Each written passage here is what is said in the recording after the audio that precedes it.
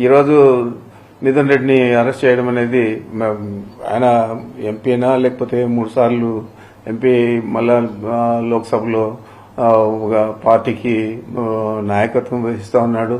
ఇవన్నీ ఒక పక్కన పెడితే నా కుమారుడుగా నేను చెప్తున్నాను, ఇది కేవలం మా మీద ఉన్న కక్ష, మా మీద ఉన్న విద్వేషం, ఎన్నికల్లో మేము ధీటుగా ఈ జిల్లాలో పనిచేస్తామని చెప్పే ఆలోచన, ఇవన్నీ కలిపి చంద్రబాబు నాయుడు చాలా తీవ్రమైన వ్యతిరేకతతో ఈ చర్యకు పాల్పడినాడు. దీనికి తప్పకుండా ఈ జిల్లా ప్రజలే కాదు రాష్ట్ర ప్రజలు కూడా జవాబు చెప్తారు సమయం వచ్చినప్పుడు.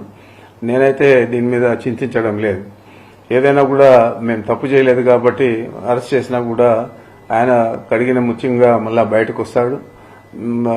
రాబోయే ఎన్నికల్లో మీరు ఏ విధంగా ఈ అపవాదులన్నీ కూడా ఈ అపకీర్తిని, మరి ఇట్లా అకృత్యాలను, ఇట్లా దుర్మార్గాలను మీరు ప్రజలకు ఏ విధంగా జవాబు చెప్తారో అనేది మీరు ఆలోచించుకోవాలని చెప్పి చంద్రబాబుకు చెప్తా ఉన్నా.